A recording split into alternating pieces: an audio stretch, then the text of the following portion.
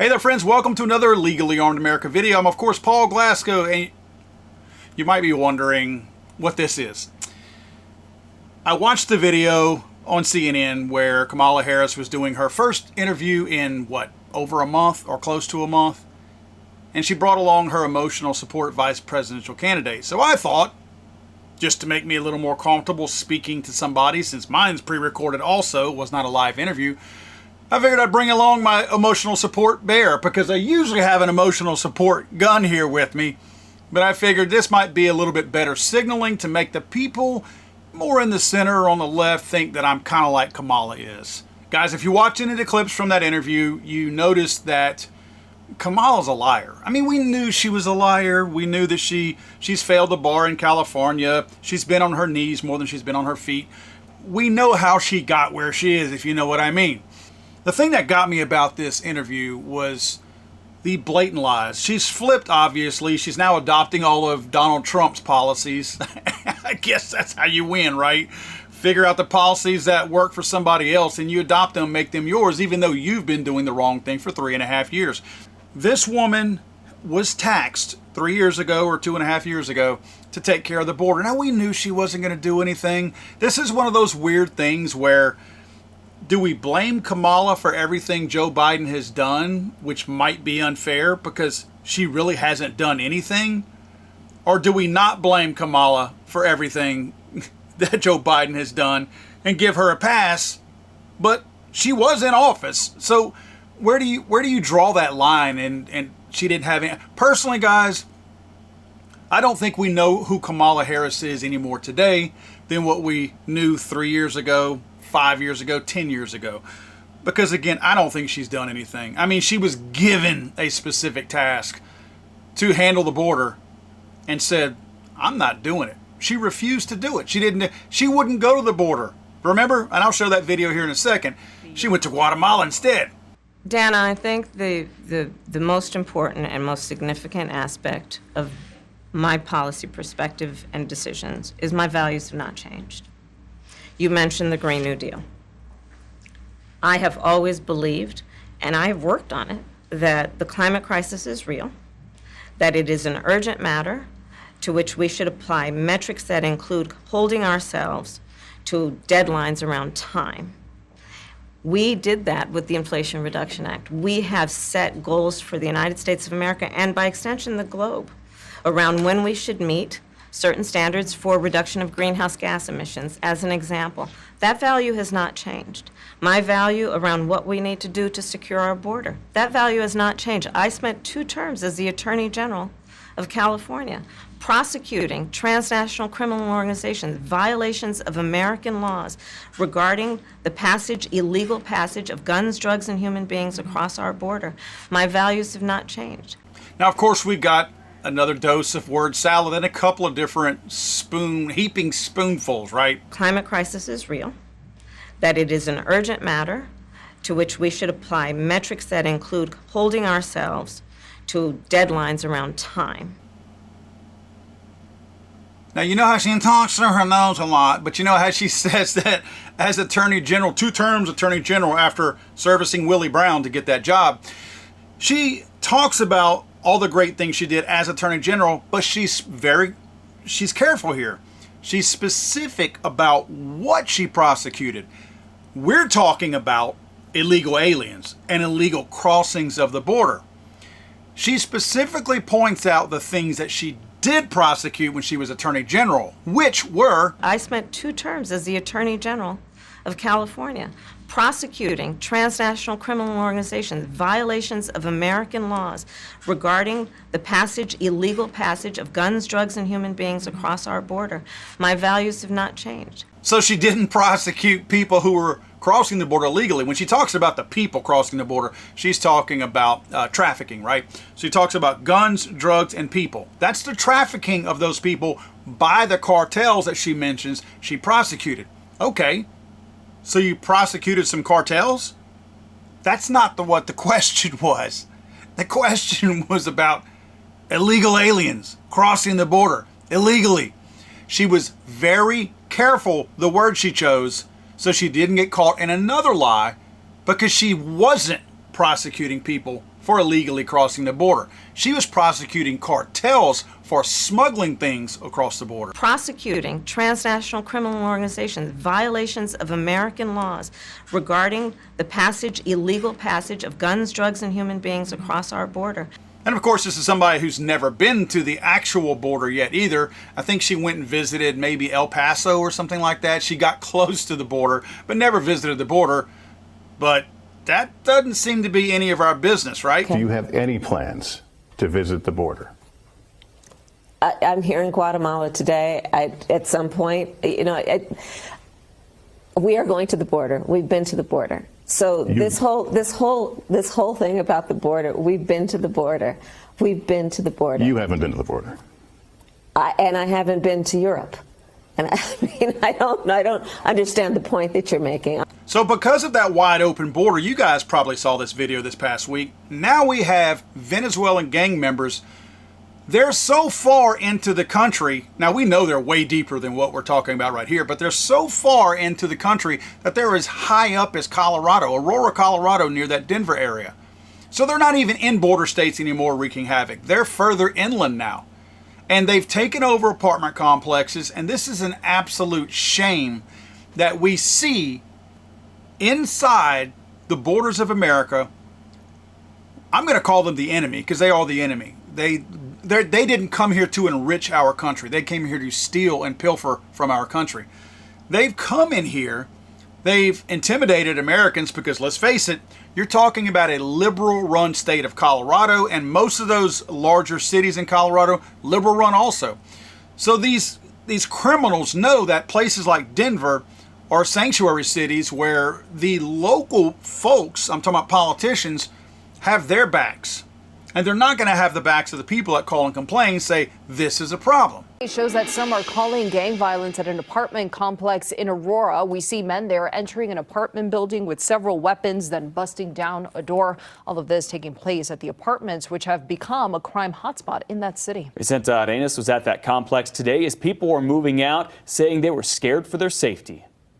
This video is significant. It is the first time that we are getting an up-close look at some of the things that were happening inside this building. You're going to see two different clips. In one, people carrying guns, and another, two guys trying to knock down a door. The video shows a group of men walking up a stairwell at the Edge Lowry apartment complex in Aurora. All of them appear to be carrying rifles and handguns, and the video shot earlier this month. One of the men can be seen talking on a cell phone. They all then gather around a door and go in. Another video clip shows men forcing a door open. But what or who they were searching for, not clear. The video was shot in the building where Cindy and Edward Romero lived until today. They loaded up their stuff and moved out. It's been a nightmare and I can't wait to get out of here. This is how Cindy used to lock her front door. Every day when we come home, we have to do this. Every time we go outside to take out the garbage, every time we try to go to bed at night, we have to keep it like this so nobody can kick in the door. The couple's car and many others here were riddled with bullets after a shootout at the complex earlier this month. The Romeros say the trouble started when a large number of migrants began moving in. They had not been able to move out for different reasons. We couldn't get any. We tried reaching out to the resources, but they told us since it wasn't actually a condemned building, we would have to wait until that was the issue, but we didn't want to wait for that.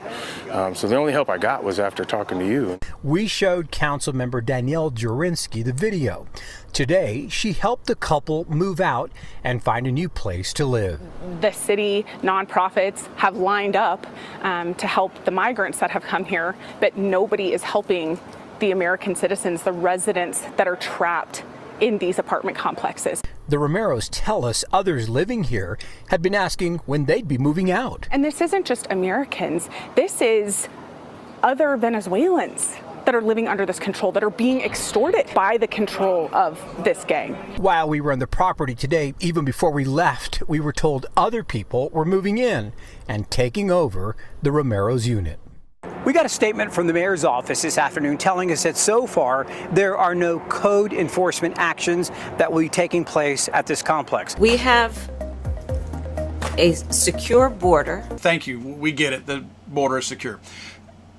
There was a city council person who also spoke to somebody at Fox Business that is getting way more involved and actually trying to help people extract them from that same apartment complex because they're trapped there. Can you imagine how it is at night? I mean, during the daytime, you probably have a little bit more cover as a decent person because it's daylight and more people are moving around. But at night, these people are scared to even move outside of their homes with 5 locks on their doors. Check this out. Danielle Jurinsky is a city council member in Aurora, and she joins me now. Danielle, a spokesperson for the governor of Colorado, Jared Polis, he's dismissing you. They say this is all a figment of your imagination. Would you like to respond to that? Yeah, I just would ask him, is this also a figment of the Romero's imagination and all of the other folks that I've spoken to at these complexes and that I've physically moved out? This is one heck of an imagination. What are you going to do about this? Well, what I've been able to do so far is bring this much attention to it. And I plan to continue to bring this kind of attention to it until this is addressed. I'm not going to sit back and let this be downplayed and let this be ignored. The governor can attack me all he wants, but I am going to continue to expose this. And I will continue to go into these buildings and I will get as many people out as I can. You've got to get people out. What about the people who are barging their way into these apartments? What are you going to do about them? Can we arrest them in some way? Well, I think that that's where we need the help of our state and federal partners. I mean, this is way beyond any one local law enforcement dealing with this. This gang is here. They have spread out. They have taken over multiple apartment complexes. This is not just in Aurora. And we need a group effort here. Who's to blame, in your opinion? Well, the blame starts at the southern border. I mean, first and foremost, we need to shut down our southern border and we need to put policies in place that are vetting these people. And then beyond that, you know, you can look at our state. Our governor has made our state a sanctuary state here in Colorado. And the mayor of Denver, you know, they hung a banner on the Denver City Hall that said, "We love migrants."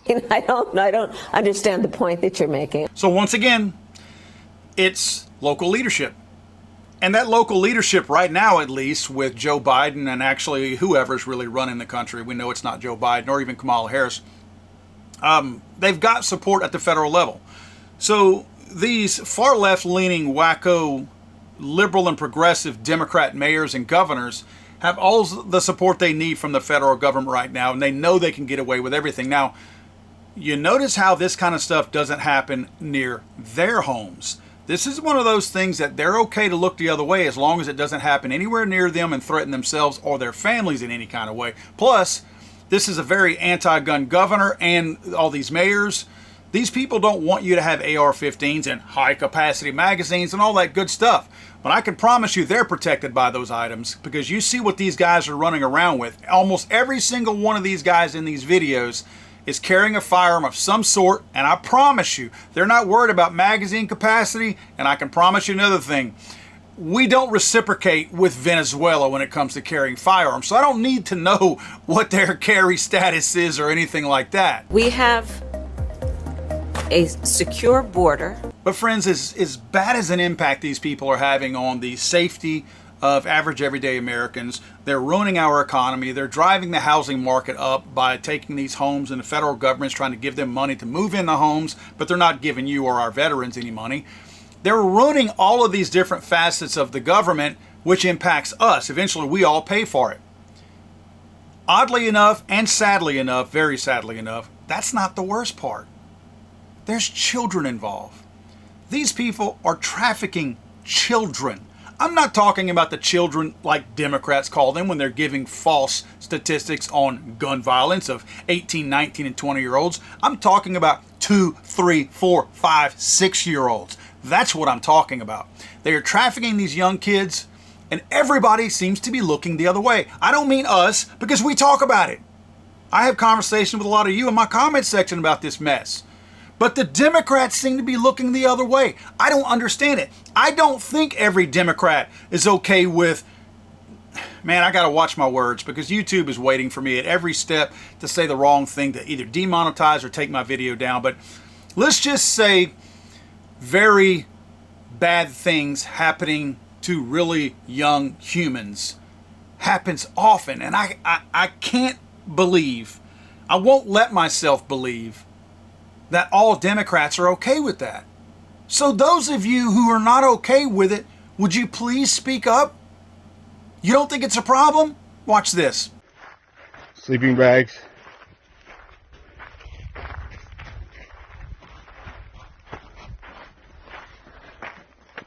The cartel, well, the scouts, empty bottles, baby bottles. Yeah, double. They're the ones that put this and try to prevent us from checking this.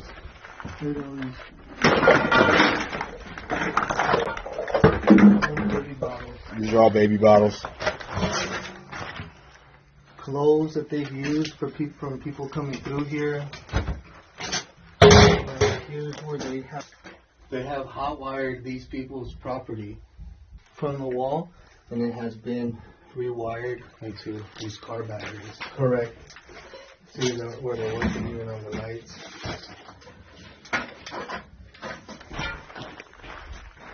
Next, they're noticing needles.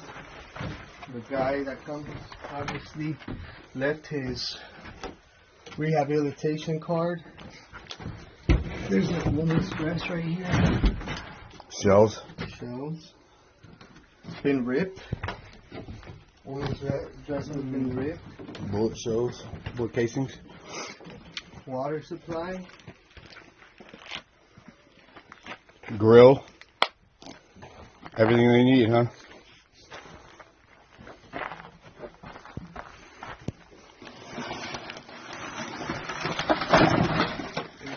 NGO bag. Fresh fit meals. Is that NGO? No. Don't do it. I've already done it. Don't do what? Open it? That would be human feces in there. In the cooler? Yeah. Yes, sir. Open it. To hide the evidence? Take the selfie. Trust me, guys. Hey man, I'm hypodermic needle. Animals.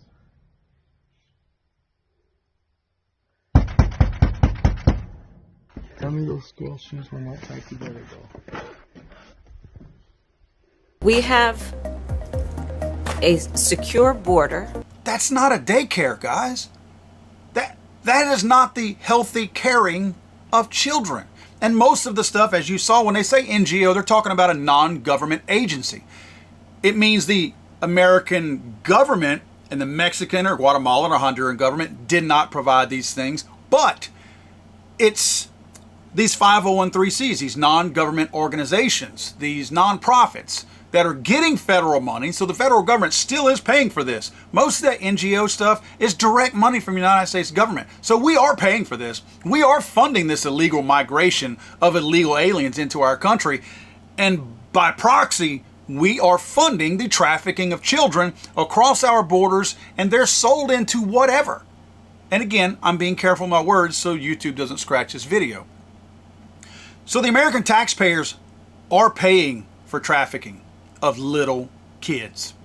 And that is a shame, and it hurts my heart because I don't even know where to go to help put a stop to this. This doesn't happen in our area over here in Louisiana, so there's really nothing that we can do.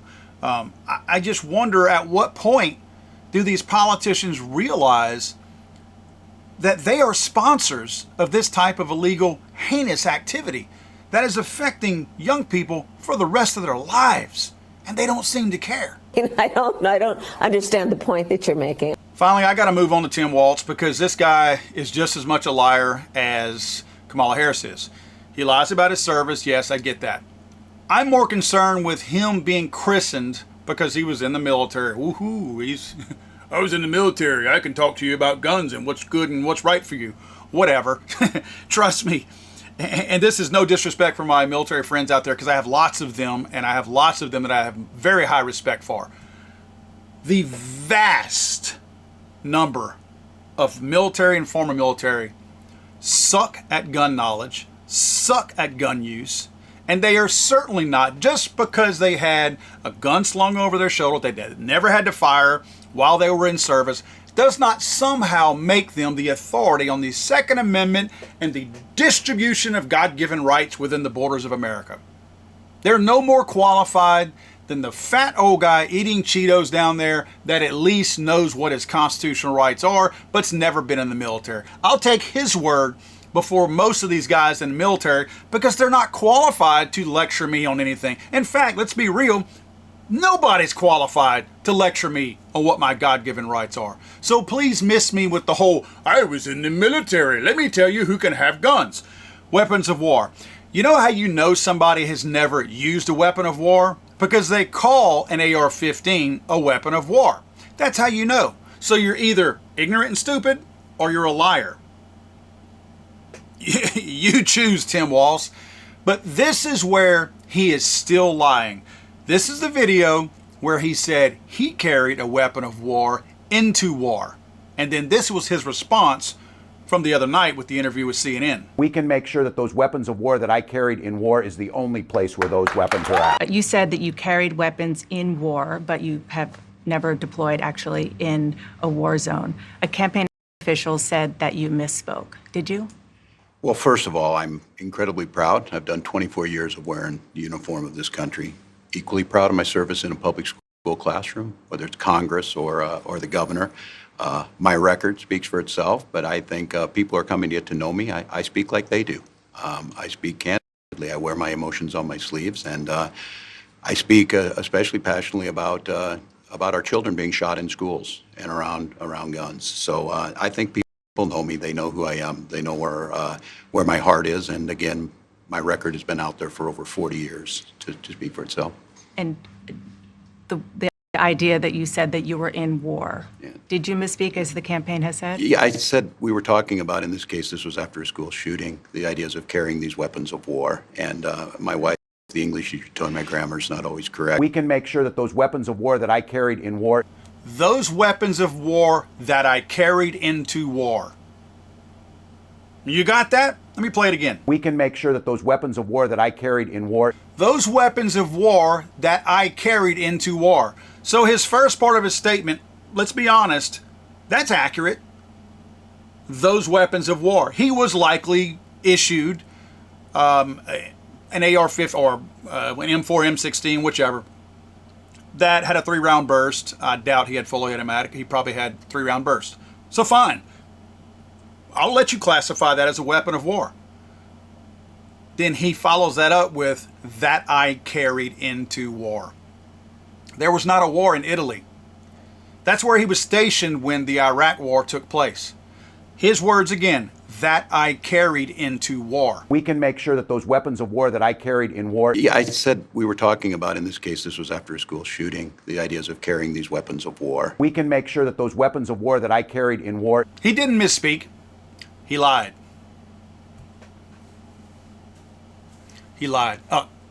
And by the way, I did not misgender this thing. I didn't call it a he or a her. I don't think. I don't understand the point that you're making. God save the Queen, man. I'm sorry, I thought this was America.